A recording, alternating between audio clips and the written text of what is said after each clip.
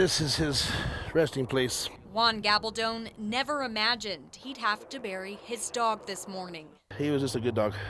I mean, can't even put it into words. Yesterday afternoon, Gabaldon tied up his pit bull Deuce in the yard before leaving to run a few errands. He is an inside dog, so he's not out here very often except just to use the restroom. He came back to his East Mountain home near Tijeras only an hour later. His dog Deuce didn't jump up to greet him like usual. So I stopped my car, got out, went over to him, and realized that somebody had killed him. Gabaldon says his dog was beaten to death.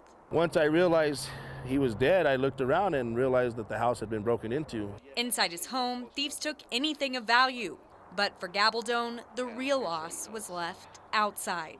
Thought it was a nice day. He's going to get some sun, he'll be able to run around a little bit. We'll come back home, and if you come back to that, it's like, it's always your worst nightmare. He's now wondering who would harm his family dog.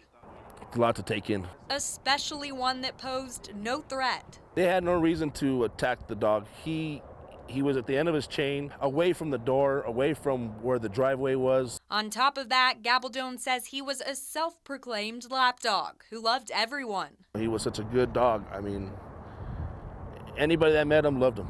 He didn't have an enemy in the world. Now Deuce is buried less than 100 yards from where he took his last breath. It's nice about living in the mountains. We keep our families close. And Gabaldon is left with only memories of his best friend. He was a good guy.